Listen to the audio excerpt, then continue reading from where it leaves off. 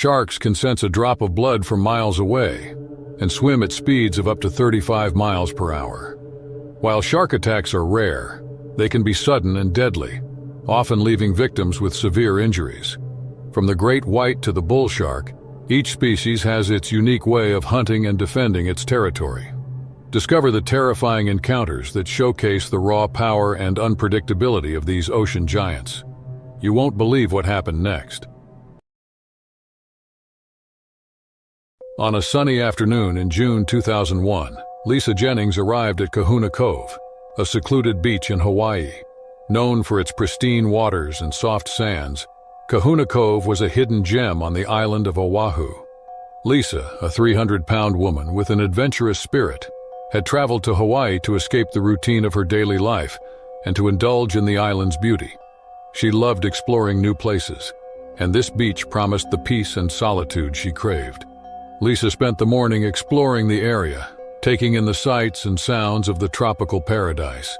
She marveled at the colorful coral reefs visible from the shore and watched as schools of fish darted through the crystal-clear water. The beach was relatively empty, with only a few other vacationers scattered along the shoreline. Lisa had always been fascinated by marine life, and Hawaii's waters were home to some of the most magnificent creatures in the ocean. The great white shark, a powerful predator, was among the many species that inhabited these waters. Though rare, sightings of these formidable creatures were not unheard of in the deeper parts of the ocean surrounding the islands. Lisa's adventurous spirit led her to don her snorkeling gear and venture into the inviting waters. She floated on the surface, marveling at the underwater world beneath her.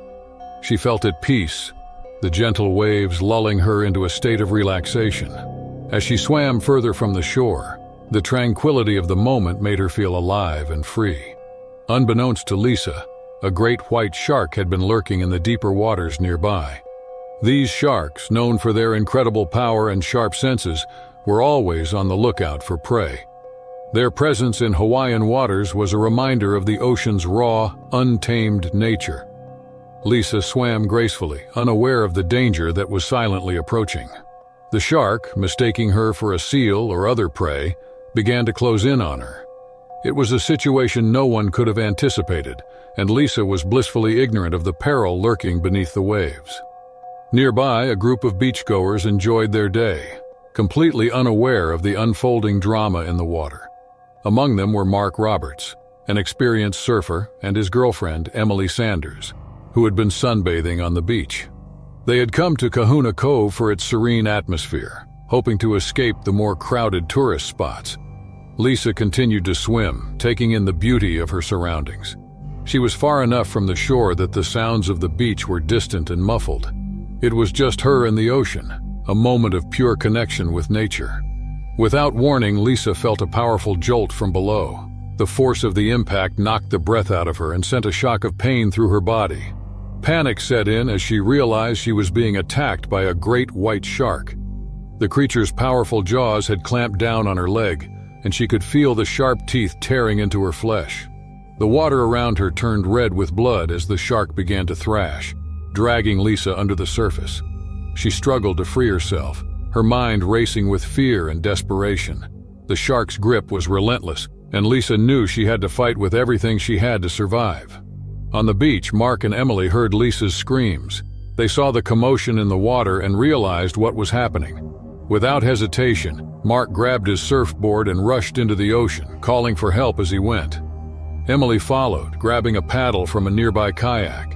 As Mark paddled furiously towards Lisa, he could see the shark's dorsal fins slicing through the water. The sight sent a chill down his spine, but he pushed forward, determined to help. Reaching Lisa, he swung his surfboard at the shark, trying to distract it and force it to release its grip. The shark's powerful body thrashed in response, making the water churn violently. Emily arrived moments later, using the paddle to strike at the shark. The combined efforts of Mark and Emily began to take effect, and the shark loosened its grip on Lisa.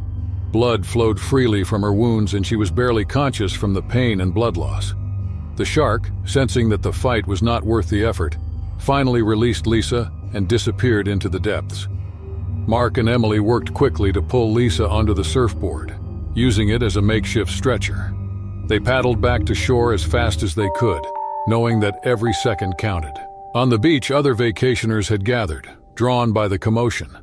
Among them was Dr. Paul Harris, a retired emergency room physician who had been enjoying a quiet day by the water. Seeing Lisa's condition, he immediately took charge, instructing others to call for an ambulance and to bring towels to apply pressure to her wounds. Lisa's leg was badly mauled, with deep gashes exposing muscle and bone. Dr. Harris did his best to stabilize her, using his knowledge and the limited resources at hand. The beachgoers formed a human chain to help carry Lisa to the parking lot, where they waited anxiously for the paramedics to arrive. Finally, the sound of sirens pierced the air, and the paramedics arrived.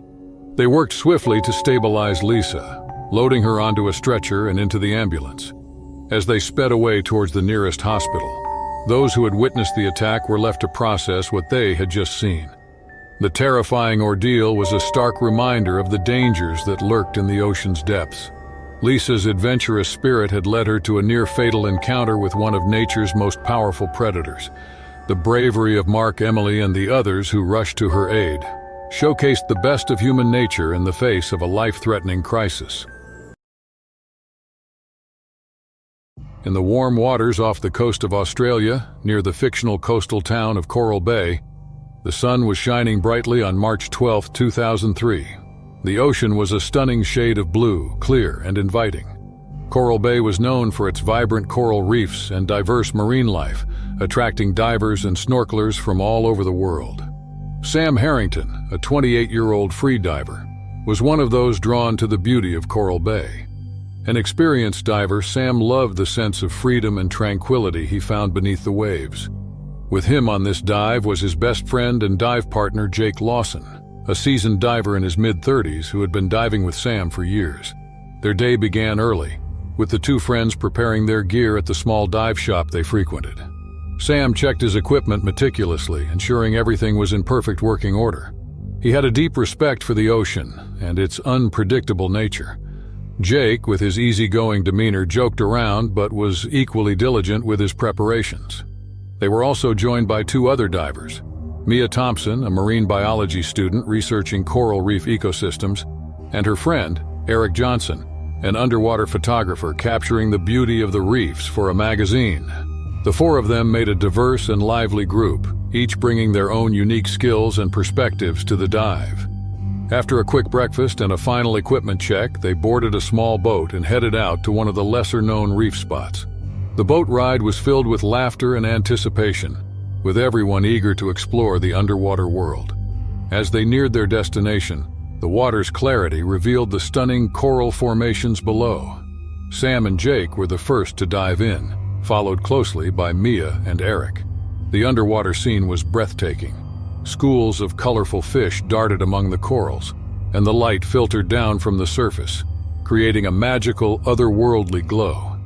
Sam felt a sense of peace as he glided through the water, every stroke bringing him closer to the vibrant marine life he loved so much. Australia's waters were home to many fascinating creatures, but one of the most intriguing and dangerous was the blue-ringed octopus. Though small, its bright blue rings warned of its potent venom, which could cause paralysis and even death. These octopuses were a rare sight, and divers often considered it a lucky encounter to see one, if they kept a respectful distance. Sam had heard stories about the blue-ringed octopus, but had never seen one in person. As he explored the reef, he remained vigilant, scanning the corals and crevices for any signs of the elusive creature.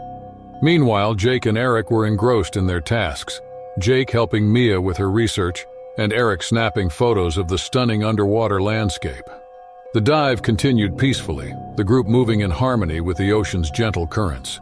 Sam's curiosity led him to a particularly vibrant section of the reef, teeming with life. He marveled at the intricate coral formations and the variety of fish swimming around him. It was a perfect day for diving, and he felt a profound connection to the ocean and its inhabitants. As Sam hovered near a cluster of corals, something caught his eye. A small, colorful creature with bright blue rings slowly emerged from a crevice. His heart skipped a beat as he realized he was looking at a blue-ringed octopus. Fascinated, Sam moved closer to get a better look, careful not to disturb the delicate creature. The octopus, seemingly unaware of Sam's presence, moved gracefully among the corals. Its bright blue rings pulsed with color, a mesmerizing sight. Sam, captivated by the beauty of the tiny creature, inched closer, wanting to capture the moment in his mind forever. Suddenly the octopus turned and lunged at Sam. He felt a sharp sting on his hand, followed by an intense burning sensation. The blue-ringed octopus's bite was quick, its venom delivering a potentially lethal dose of neurotoxin. Panic set in as Sam realized what had happened. His serene dive had turned into a nightmare. The venom began to take effect almost immediately, and Sam felt a tingling sensation spreading from his hand. His muscles started to weaken, and he knew he had to get to the surface quickly. Fighting the growing paralysis, Sam kicked hard, propelling himself upward. Jake noticed the commotion and saw Sam struggling. Realizing something was wrong, he swam over as fast as he could. Sam's movements were becoming more erratic, his body not responding as it should. Jake grabbed Sam and began to tow him to the surface, his heart pounding with fear. Mia and Eric, alerted by Jake's urgency, followed them to the surface. As they broke through the water, Jake shouted for help, his voice filled with desperation.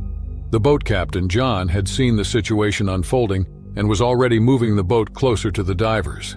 Sam's breathing was becoming labored, and he struggled to stay conscious. The venom was working its way through his system, causing his muscles to seize and his vision to blur. Jake and John pulled him onto the boat, laying him flat and trying to keep him calm. Mia, who had some medical training, quickly assessed the situation. She knew there was no anti-venom for a blue-ringed octopus bite, and that they had to keep Sam's airway open to prevent him from suffocating. She instructed Jake to help her keep Sam's head stable and his airways clear while John radioed for emergency assistance. The minutes felt like hours as they raced back to shore. Sam's condition was deteriorating rapidly, and he was slipping in and out of consciousness. His friends worked frantically to keep him breathing, their fear and determination evident in their actions. On the beach, an ambulance awaited their arrival. Paramedics quickly took over, administering oxygen and preparing to transport Sam to the nearest hospital. The severity of the situation was clear, and every second counted in getting him the medical care he needed. As the ambulance sped away, Jake, Mia, and Eric were left to process what had just happened. Their day of adventure had turned into a life-and-death struggle, highlighting the unpredictable and dangerous nature of the ocean's creatures. It was a sunny day in July 2005 on the coast of Mexico, specifically near a small, picturesque town called Puerto Nuevo. The town was known for its breathtaking beaches and ideal surfing conditions, attracting surfers from all around the world. This particular day, the beach was bustling with activity as the waves were just right for surfing. The sun shone brightly, casting a warm glow over the sand and surf, making it a perfect day for the sport. Among the surfers was Max Turner, a seasoned surfer with years of experience riding the waves. Max had been visiting Puerto Nuevo for the past 5 summers. Drawn by the challenge and beauty of the waves, he was joined by his friends Ben Harper and Lucy Caldwell, who shared his passion for surfing. The trio had spent the morning catching waves and enjoying the ocean's rhythm, feeling at one with the sea. Puerto Nuevo was also known for its diverse marine life. The waters were home to a variety of species, including the majestic stingrays. These creatures, though usually docile, could become dangerous if provoked or threatened. They often buried themselves in the sand, making them almost invisible to the unsuspecting eye. The locals were well aware of their presence and exercised caution, but for many visitors, the stingrays were an unseen hazard lurking beneath the waves. As the day progressed, Max, Ben, and Lucy decided to take a break and rest on their surfboards, floating gently on the water's surface. They chatted about the waves they had ridden and the ones they hoped to catch later. The conversation was light, filled with laughter and excitement for the day ahead. Around noon, the tide began to change and the waves grew more powerful. The trio prepared to catch the next set of waves, their anticipation building. Max positioned himself, ready to paddle into the approaching wave, when he suddenly felt a sharp, stabbing pain in his leg. It was as if a hot knife had sliced through his flesh. Shocked and disoriented, Max looked down to see the dark shape of a giant stingray beneath him. Its tail, armed with a venomous barb, had struck him with precision. The pain was excruciating, radiating from the wound and causing his leg to go numb. Max's heart raced as he tried to stay afloat, the realization of what had happened dawning on him. He struggled to maintain his balance on the surfboard, his mind clouded with pain and fear. Ben and Lucy, noticing his distress, quickly paddled over to help. Max's leg throbbed with pain as the venom from the stingray's barb began to spread. The wound bled profusely, staining the water around him. His friends reached him just in time, supporting him and helping him stay on his board. They knew they had to get him back to shore as quickly as possible. With every movement, the pain intensified. But Max fought to stay conscious. His vision blurred as he clung to his surfboard, relying on Ben and Lucy to guide him to safety. They paddled with all their strength, their faces etched with concern and determination. The beach, which had seemed so inviting just moments ago, now felt impossibly far away. As they approached the shore, the lifeguards on duty noticed the commotion and rushed to assist. They helped Max out of the water, laying him gently on the sand. His leg was swollen and discolored, and the stingray's venom was causing severe inflammation. The lifeguards quickly applied a makeshift bandage to the wound and called for medical assistance. Finally, the sound of the approaching ambulance broke through the haze of pain. The medics rushed to Max's side, assessing his condition with practiced efficiency. They quickly administered pain relief and began to treat the wound, carefully extracting the stingray's barb. The pain subsided slightly as the medication took effect, but Max knew he was far from being out of danger. The venom's effects could be severe, and he would need immediate medical attention to prevent complications. The doctors explained that stingray encounters, while rare, could be extremely dangerous. The venom could cause severe pain, tissue damage, and even systemic complications if not treated promptly. Max listened, absorbing the information with a newfound respect for the ocean's hidden threats. He realized how fortunate he was to have received immediate assistance and how different the outcome could have been without it. The mangroves of Florida's Cedar Key, a small coastal town, were teeming with life on a warm day in June 2007. Cedar Key was known for its serene waters and rich marine biodiversity. The mangrove channels were a favorite spot for kayakers, offering a peaceful retreat and a chance to observe the diverse wildlife. The area was particularly known for its population of bull sharks, formidable predators that often ventured into shallow waters. Jess Morton, a seasoned adventurer with a love for kayaking, had decided to spend her day exploring these tranquil waters. Jess had been to Cedar Key many times before, drawn by the beauty of the mangroves and the thrill of encountering wildlife. She had set out early that morning, her kayak gliding smoothly through the calm water as she paddled deeper into the mangrove maze. Jess was well aware of the presence of bull sharks in these waters. Bull sharks were known for their aggressive and territorial nature. Unlike other sharks, they could thrive in both salt and fresh water, making them frequent visitors to coastal areas and river mouths. They were powerful predators, capable of sudden bursts of speed and displaying unpredictable behavior. Despite this knowledge, Jess felt confident in her abilities and was prepared to handle any situation that might arise. The morning had been perfect so far. The sun cast a warm glow over the water and the mangroves provided a canopy of shade. Jess enjoyed the peacefulness of the surroundings, the rhythmic sound of her paddle slicing through the water, and the occasional splash of fish darting beneath her kayak. She had seen a variety of birds, crabs, and even a few dolphins in the distance. As the sun climbed higher in the sky, Jess decided to explore a particularly narrow channel, hoping to spot more wildlife. She paddled slowly, her eyes scanning the water and the dense mangrove roots. The air was thick with the sounds of nature, the rustling of leaves, the calls of birds, and the distant hum of insects. It was a perfect day for an adventure, and Jess felt completely at ease. Suddenly, a large splash disrupted the tranquility. Jess paused, her paddle suspended in midair as she scanned the water. A dark shape moved beneath the surface, circling her kayak. Her heart skipped a beat as she realized it was a bull shark, drawn by the splashing of her paddle. The shark bumped the kayak aggressively, causing it to rock back and forth. Jess's calm paddle turned into a tense standoff. The shark circled her kayak, its dorsal fin cutting through the water with an air of menace. Jess gripped her paddle tightly, her mind racing. She knew she had to stay calm and avoid further provoking the shark. Her kayak, though sturdy, felt vulnerable against the raw power of the predator circling her. The bull shark bumped the kayak again, harder this time. Jess struggled to maintain her balance, her heart pounding in her chest. She had read about bull sharks' territorial behavior, and she knew that this encounter could quickly turn dangerous.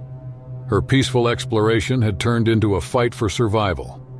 As the shark continued to circle, Jess began to paddle slowly towards the shore, trying to appear calm despite the terror gripping her.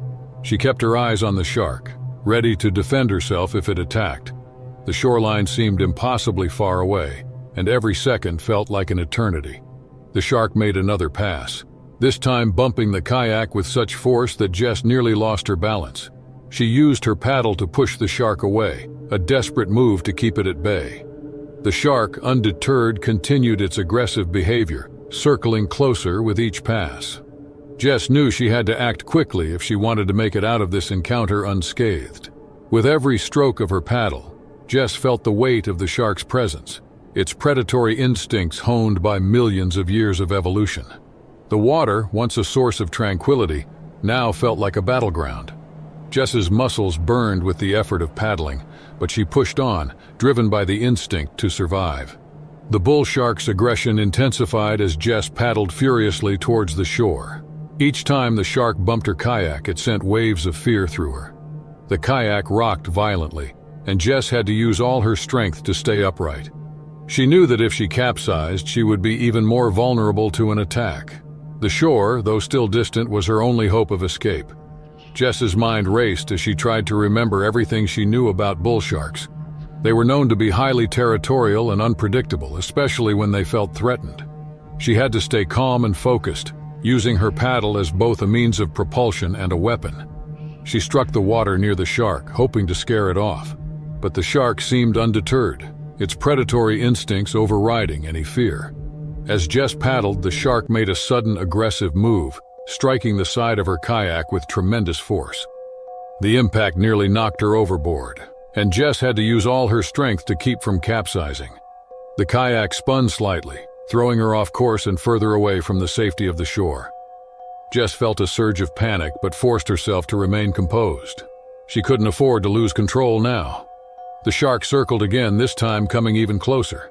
Jess could see its dark shape beneath the surface, moving with terrifying speed and precision.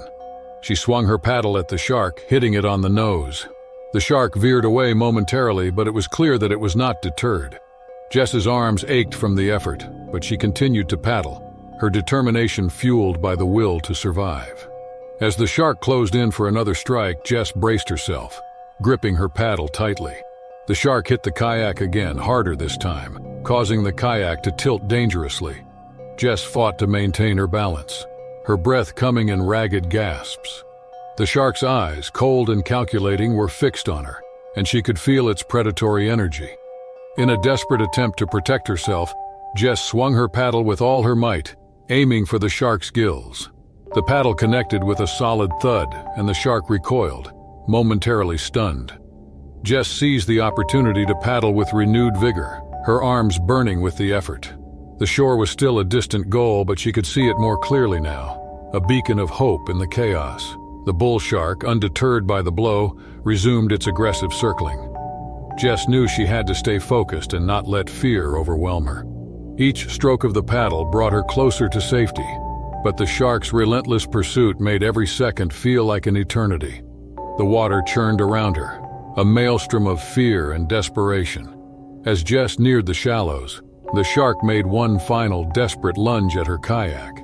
The impact was so powerful that it nearly knocked her out of the boat. Jess clung to the sides of the kayak, her knuckles white with the effort. The shark's teeth scraped against the bottom of the kayak, a chilling reminder of the predator's power. With a final desperate push, Jess paddled into the shallows. The shark, unable to follow her into the shallow water, circled one last time before retreating into the depths. Jess collapsed in her kayak, her body trembling with exhaustion and relief. She had made it to safety, but the ordeal had left her shaken to the core. As she dragged her kayak onto the shore, Jess's mind replayed the encounter in vivid detail. The bull shark's aggressive behavior had been a stark reminder of the ocean's unpredictable nature. The serene beauty of the mangroves had given way to a fierce struggle for survival, and Jess knew she would never forget the lessons learned that day. Jess sat on the shore, her kayak beside her, and took a moment to gather her thoughts. She had faced one of nature's most formidable predators and survived. In the clear, warm waters off the coast of the Bahamas, Eli Novak was experiencing one of the most beautiful days of his life. It was June 15, 2009, and he had taken a trip to a small island called Coral Cay, renowned for its vibrant reefs and diverse marine life. Eli, an avid snorkeler, had been looking forward to this trip for months. Coral Cay was a haven for snorkelers and divers, offering a window into a world teeming with colorful fish, coral formations, and an array of sea creatures. Eli had spent the morning exploring the shallow reefs near the shore. The sun was high in the sky, casting a golden hue over the crystal-clear water. Schools of fish darted around him, and the coral reefs below were a riot of color and movement. He felt a sense of peace and awe, floating weightlessly in the warm water, completely immersed in the underwater paradise. Eli wore his usual snorkeling gear: fins, a mask, a snorkel, and a sleek dive watch.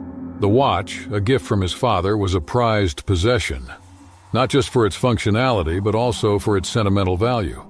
Little did Eli know the glint of the watch in the sunlight would soon attract unwanted attention.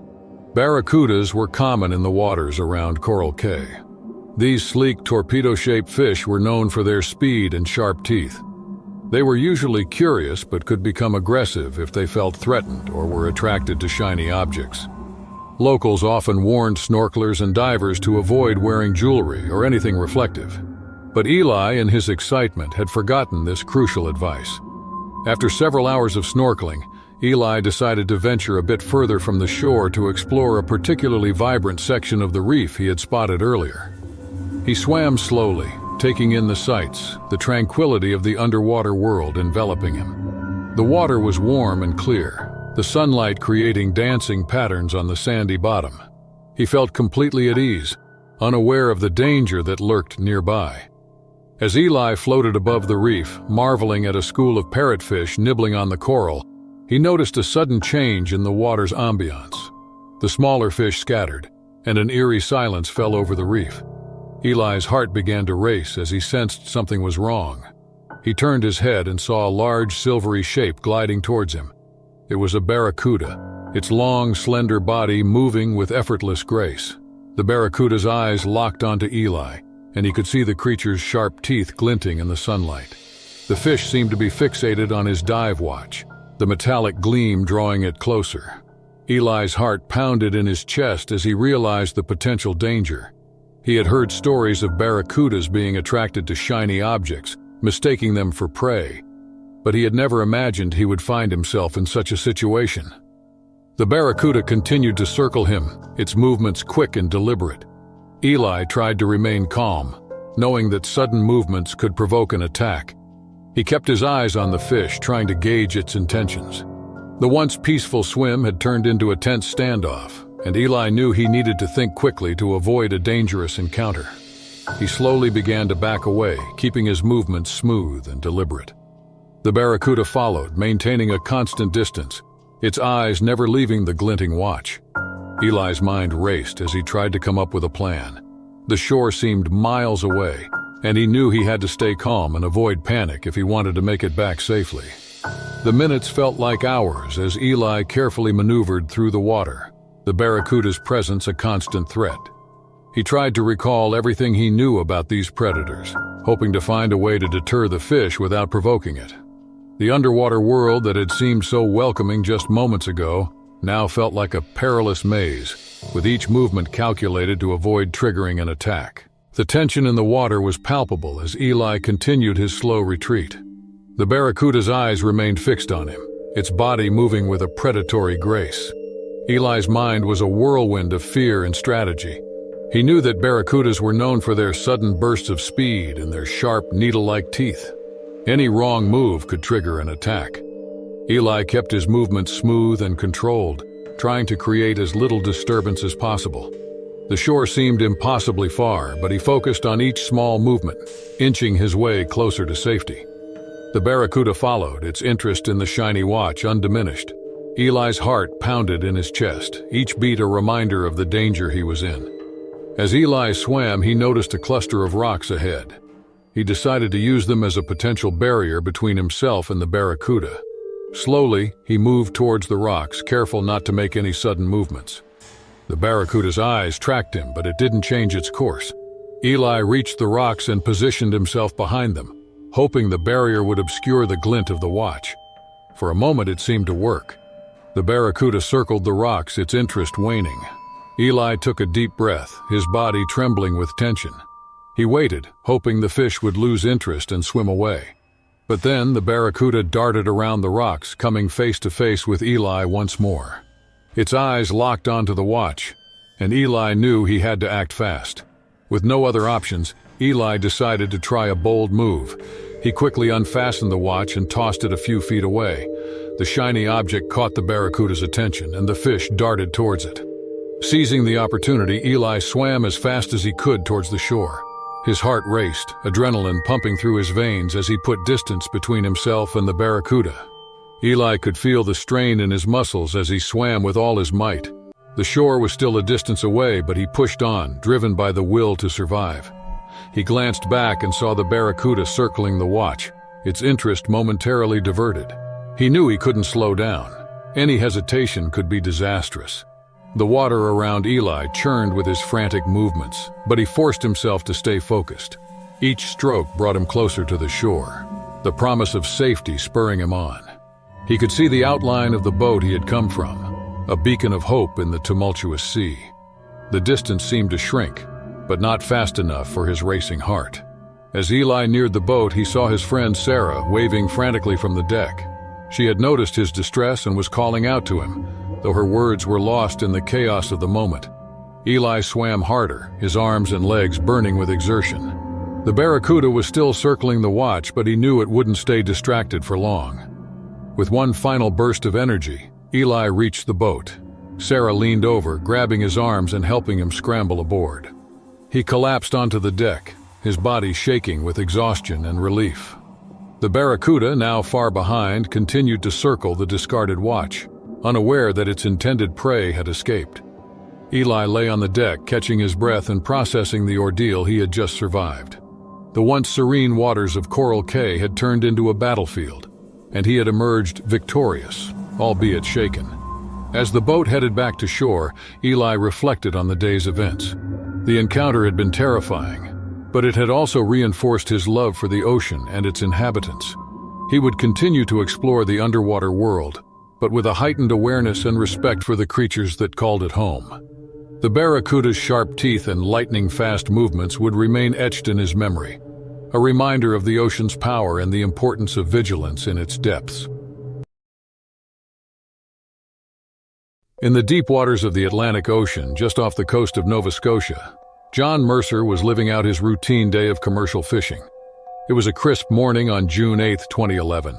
John had been a fisherman all his life, following in the footsteps of his father and grandfather. The sea was his second home, and he knew its moods and mysteries well. He and his crew had set out early from the small harbor town of Southport, a place known for its robust fishing industry and hardy seafaring folk. John's boat, the Sea Voyager, was a sturdy vessel well equipped for the challenges of deep-sea fishing. On this particular day, the sea was calm, the sky clear, and the promise of a good catch was in the air. John's crew, consisting of his longtime friends Ray Miller and Tom Green, were in high spirits, bantering and working efficiently as they prepared the lines and nets for the day's fishing. The target of their expedition was the swordfish, a prized catch in these waters. Swordfish were known for their long, sharp bills and powerful bodies. They could grow up to 15 feet in length and weigh over 1,000 pounds. These fish were fast and aggressive, often putting up a fierce fight when hooked. John had encountered swordfish before, but each encounter was unique, demanding skill, strength, and a bit of luck. As the morning turned into afternoon, the Sea Voyager moved further into the deep waters. John kept a watchful eye on the sonar, looking for signs of the big fish. The sun was high in the sky, casting a shimmering path on the blue expanse of the ocean. The crew had already caught a good haul of smaller fish, and the mood on the boat was buoyant. Around mid-afternoon, the sonar pinged with a large, fast-moving object. John's heart quickened. This could be the swordfish they were after. He signaled to his crew and they sprang into action, preparing the heavy-duty fishing gear designed for such a formidable opponent. The anticipation was palpable as they waited for the fish to take the bait. Suddenly, there was a violent tug on the line. John knew immediately that they had hooked something big. The rod bent under the immense pressure and the line whizzed out rapidly. John braced himself, gripping the rod firmly as the boat rocked from the force of the struggle. The fight was on, and it was clear that this swordfish was not going to be an easy catch.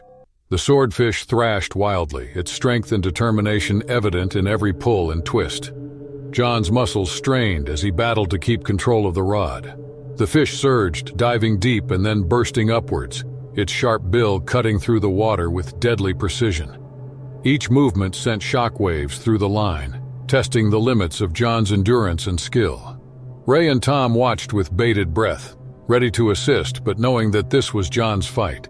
The swordfish was relentless, and John had to use every ounce of his experience to anticipate its moves and counter them. The boat pitched and rolled, the sound of the line cutting through the water echoing in the tense silence. The swordfish made a sudden, powerful lunge towards the boat. Its bill struck the hull with a resounding thud, sending a shiver through the vessel. John's grip slipped momentarily, but he quickly regained control, tightening his hold on the rod. The fish circled the boat, its dorsal fin slicing through the water menacingly.